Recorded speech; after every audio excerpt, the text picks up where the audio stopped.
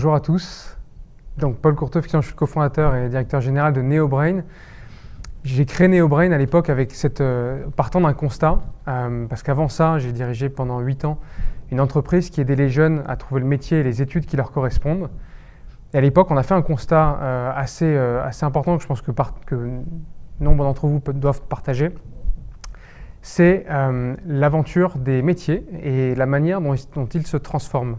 On se rend compte qu'aujourd'hui, finalement, ça se transforme de plus en plus vite, à la fois par l'impact du digital, les nouveaux usages, mais aussi l'automatisation de certaines tâches.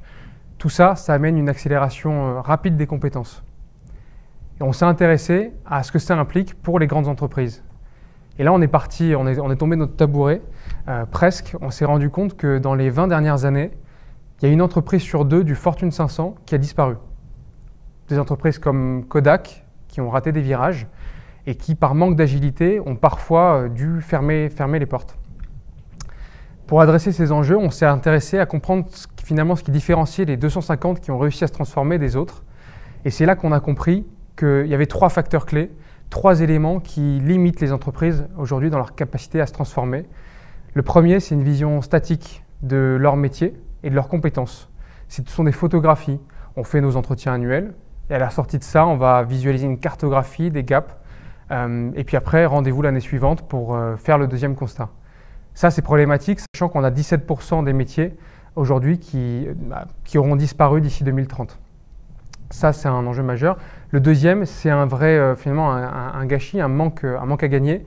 On estime à 27% la perte de productivité, le manque de productivité des entreprises, dû à un mismatch de compétences, une mauvaise rencontre entre l'offre et la demande. Le troisième enjeu, c'est une difficulté, un manque, une fragilité du talent management, la gestion des talents. Il faut savoir les reconnaître, les identifier, puis les développer, les fidéliser. C'est 23% le turnover en moyenne. Et ça veut dire que globalement, tous les 4, 5 ou 6 ans, en fonction des entreprises, l'intégralité des compétences vont se renouveler. Ça veut dire que l'entreprise va avoir du mal à transférer, à capitaliser sur ses ressources. Pour adresser ces enjeux, finalement, on a compris qu'il y avait 2 facteurs clés. Anticiper les besoins. Et la deuxième, c'est s'assurer qu'on a la bonne compétence au bon endroit, au bon moment. Pour ce faire, donc chez NeoBrain, aujourd'hui, on est 72, une centaine d'ici la fin de l'année. On accompagne des clients de tailles différentes sur ces enjeux. Et on va vous faire part aujourd'hui de quelques éléments, quelques faits saillants et astuces très concrètes pour détecter vos métiers d'avenir et vos compétences d'avenir. Pour ce faire, et ça c'est pour vous parler d'un constat concret, on analyse tous les jours 54 millions d'offres dans 50 pays différents. C'est à peu près 5 millions de nouvelles offres qu'on va détecter sur le marché. Et cette détection, elle nous permet de faire des constats, d'anticiper des compétences qui vont émerger dans un pays et arriver dans un autre ou d'un secteur d'activité à l'autre. Un exemple concret, ça c'est un truc qui est méconnu. Au Brésil, on détecte globalement des compétences qui émergent dans l'agriculture 7 mois avant d'arriver en France. Ces 7 mois, ils sont précieux pour les entreprises quand ils ont cette information pour s'assurer que le moment venu, ils ont la bonne compétence. Maintenant, comment on va identifier ces métiers d'avenir? On va vous parler de quelques cas, notamment en s'appuyant sur 2 exemples assez concrets qu'on a pu mettre en œuvre pour des entreprises comme le groupe Danone ou le groupe Renault. Et là, c'est une méthode. Alors, on a essayé de regarder parce que ces métiers d'avenir, en fait, la première fois qu'on nous a dit quels sont nos métiers d'avenir, qu'est-ce qui émerge sur le marché, on est arrivé, on a dit, par exemple, technicien de maintenance, c'est un métier d'avenir. Et on s'est rendu compte, on a dit, non, c'est pas un métier d'avenir, on le connaît déjà. Alors, est-ce qu'un métier d'avenir, c'est un métier qui est porteur? Est-ce que c'est un métier nouveau? Est-ce que c'est un métier nouveau porteur? Bref, comment est-ce qu'on arrive à savoir ce qu'il y a vraiment derrière pour s'assurer qu'on arrive à la fois à anticiper, à visualiser l'atterrissage et puis à donner envie aux salariés aussi d'y aller. Et on a identifié des techniques, des méthodes qui s'appliquent dans plusieurs pays. La première, c'est finalement comment on identifie ces fameuses passerelles, ces parcours, qu'est-ce qui est viable, qu'est-ce qui est possible de faire. Pour ça, on va aller identifier les compétences qui vont être similaires et transférables d'un métier à un autre pour identifier justement quels sont les autres. Voilà, je prends le métier de cariste par exemple.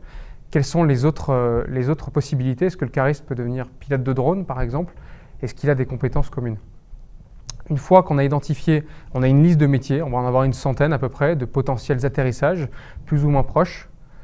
On va aller identifier parmi ces métiers quels sont ceux qui sont des métiers d'avenir. Et je vais vous montrer comment. Une fois qu'on a fait ça, on va voir ceux qui sont viables. Concrètement, si je vais dans ce sens, je sais que je vais avoir un métier et que globalement, je ne vais pas perdre en qualité de vie, en niveau de salaire, qui est une dimension quand même importante pour que ce soit réaliste. La dernière étape, c'est comment est-ce qu'on va construire le parcours de formation pour venir réduire l'écart. Alors ce fameux, justement cette analyse, aujourd'hui on sait le modéliser grâce à des techniques de la data science. On va prendre le métier, je prends l'exemple à nouveau du cariste, et on va aller identifier, on va poser 4 cercles autour du cariste pour identifier avec une certaine proximité quels sont les métiers qui sont adressables et combien de temps de formation il est nécessaire, combien de temps nécessaire pour finalement acquérir les compétences manquantes. Ce temps, il est important parce que c'est ce qui rend les choses viables à la fois pour l'entreprise et ça veut dire que le salarié, on va lui dire qu'il faut se former pendant 6 mois, 12 mois, 24 mois et il faut que ce soit aussi compatible et réaliste par rapport à ce qu'il vit. Une fois qu'on a ces 4 cercles, on va positionner ces métiers dans cette matrice. Cette matrice, finalement, elle va corréler 2 dimensions. Est-ce que ce sont des métiers nouveaux? Est-ce que ce sont des métiers porteurs? Grâce à ça, on va aller identifier dans cette zone que vous voyez entre les métiers qui sont bleus, les métiers qui sont ici noirs, ceux qui a priori vont être à la fois des métiers qui vont assurer un emploi et de la demande auprès des entreprises, mais aussi, et ça c'est pas à négliger, des métiers qui sont en train d'émerger, dont on entend parler pour la première fois. Et ces métiers, ils sont majeurs parce que c'est ceux qui vont susciter l'intérêt. Si le métier de cariste, on avait parlé d'autres métiers dans la logistique, voilà, de manière générale, ça aurait fait peut-être moins tilter que si on parlait de pilote de drone, par exemple, qui sont des métiers un peu étonnants. Et ça, c'est important, c'est ce qui va susciter l'intérêt pour que le salarié visualise et ait envie de se former pour aller vers justement d'autres emplois. Une fois qu'on a identifié ça, on va aller visualiser les écarts de salaire, regarder quels sont… et alors là, nous, ce qu'on fait, c'est qu'avec les différentes offres d'emploi, recrutement des entreprises, on va visualiser quels ont été les salaires par taille d'entreprise, par secteur d'activité, sur les différents métiers, et donc visualiser les écarts. Grâce à ça, on va ressortir une liste de métiers qui sont à la fois viables sur le marché et qui sont aussi viables par rapport à la situation actuelle du salarié. Alors, et concrètement, comment ça se traduit pour des entreprises? Je prends l'exemple du groupe Danone qu'on a accompagné. On a accompagné plusieurs sites industriels du groupe, en France et en Russie. Ce qu'on a identifié, c'est 1500 passerelles viables. Ces passerelles, elles ont été détectées grâce à l'intelligence artificielle. À chaque fois, en analysant le marché, on allait chercher, finalement, partant d'un métier, on allait chercher différentes possibilités et alternatives possibles. Et on s'est rendu compte que de manière automatique, quand on comparait à une analyse à dire d'experts, on en avait 84%, 8 sur 10, qui étaient viables. Et sachant que cette analyse prospective et cette analyse du marché, elle se faisait en moyenne, elle se faisait entre 48 et 72 heures. À l'opposition, quand on le fait à la main, ça peut prendre des mois de sondage, d'analyse locale du marché, etc. Donc c'est cette notion de temps qui permet à l'entreprise d'anticiper les compétences et les métiers qui vont émerger et donc de s'assurer qu'elle puisse former le salarié avec l'anticipation nécessaire. Et on l'a fait même en Russie. Et là, je peux dire qu'en Cyrillique, c'était une belle aventure. La deuxième chose, c'est qu'une fois qu'on a finalement posé cette étoile, on sait où on veut aller, comment est-ce qu'on embarque les salariés dans cette transition, comment on s'assure qu'ils ne subissent pas cette évolution et comment on les embarque. Je vais prendre l'exemple du groupe Renault qu'on a accompagné, qu'on a commencé ça il y a 3 ans. On a finalement réussi, avec quelques ingrédients dont je vais vous faire part, à amplifier de 60% la mobilité interne transversale. Donc à créer de la porosité entre des directions qui étaient très silotées. Je passe de la DSI aux achats, je passe des achats à l'ingénierie. Bon, je prends des exemples, mais c'est comment est-ce qu'on peut passer justement de familles de métiers qui ne se parlaient pas jusqu'à présent. Pour ce faire, il y a un truc tout bête et ça vient de la chirurgie esthétique. Donc ça peut paraître un peu étonnant, mais on s'est rendu compte que le rythme du cerveau pour s'adapter à un changement, c'est en moyenne 21 jours. Ces 21 jours, on les a appliqués parce que c'est le docteur Martz qui s'en est rendu compte, c'était dans les années 50.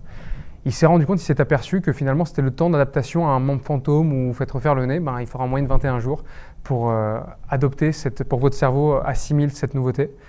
Donc on a fait une action par jour pendant 21 jours pour aider le salarié à ancrer de nouvelles habitudes. Ces nouvelles habitudes, c'était déjà savoir quelles sont mes compétences aujourd'hui, quelle est ma motivation et demain, où est-ce que je peux les valoriser au sein du groupe. Ça, c'était vraiment les dimensions clés, donc une action par jour pendant 21 jours. À l'issue de ce parcours, on s'est rendu compte qu'on a réussi à révéler à peu près 1000 compétences qui n'étaient pas dans les fameux référentiels de compétences qui sont souvent un peu statiques, 1000 compétences qui étaient méconnues dans l'organisation et qui pourtant constituaient la richesse du groupe. Alors tout ça, vous allez me dire, c'est sympa, mais un outil de plus, on a plein d'outils déjà, c'est compliqué, on utilise SuccessFactors, on utilise Workday. Comment ça va se passer? Chez Renault, ça nous a pris 5 semaines pour se connecter à l'écosystème. En l'occurrence, c'était Workday et Cornerstone pour venir se fondre dans l'écosystème. Nous, on n'apparaît pas, on est en marque blanche, c'est l'outil et le cockpit de pilotage de sa carrière pour le salarié. Et ça, c'est un vrai vecteur d'engagement. Maintenant, les enseignements qu'on a pu tirer de ces différents cas, de plusieurs dizaines de clients qu'on a accompagnés, et à ce stade, on a 200 000 salariés qui tous les mois utilisent activement nos solutions, il y a 3 enseignements clés. Le premier, alors vous allez me dire, j'enfonce une porte ouverte, c'est la motivation. Ça, c'est une dimension essentielle. On s'est rendu compte d'une chose, c'est qu'on a demandé à chaque salarié quelles sont les compétences qu'il maîtrise aujourd'hui et quelles sont celles qu'il veut développer demain. Ça nous a fait quelque chose de tout bête, c'est une petite matrice avec les compétences sur lesquelles je souhaite capitaliser, je suis bon et je veux continuer à faire ça, et surtout celles sur lesquelles j'ai beau être un expert, j'ai plus du tout envie de faire ça demain. Partant de cette motivation, on a réussi justement à enclencher des parcours en présentant des métiers qui étaient peut-être étonnants pour le salarié, mais qui finalement lui permettaient de valoriser des compétences qu'il attirait. Le deuxième, c'est l'anticipation, c'est cette veille, le fait de faire cette veille sur le marché, d'anticiper que d'un secteur d'activité à l'autre, un technicien de maintenance, pour reprendre mon exemple, de la pharma à l'automobile ou à l'aéronautique, le technicien de maintenance, c'est un même métier, mais il y a des compétences qu'on va voir émerger à certains endroits ou dans certains pays. Troisième et dernière chose, c'est ces fameux parcours transverses. L'échelle type, on le voit dans la banque par exemple, où souvent on a les salariés qui sont dans la banque de détail, qui vont visualiser la montée en sur l'échelle dans la banque, puis je dirige une agence, puis un secteur, puis une direction commerciale. On se rend compte que cette pyramide, elle est challengée parce qu'au bout d'un moment, parfois, on a un chef qui ne sort pas de son job pendant 10 ans. Et donc, l'échelle est bloquée. Tout l'intérêt pour que l'entreprise ne perde pas ces fameux talents qui constituent la richesse de l'entreprise, c'est de constituer ces parcours transverses et de créer des ponts avec d'autres métiers, avec d'autres directions et d'infuser ça entre les différentes équipes. Donc voilà quelques exemples concrets qui permettent d'anticiper, de détecter les compétences et ces métiers d'avenir.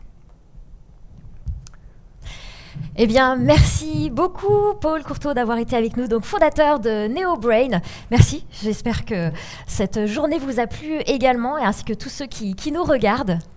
En tout cas, effectivement, il est temps de conclure maintenant ce grand festival des compétences que j'étais ravie d'animer pour vous.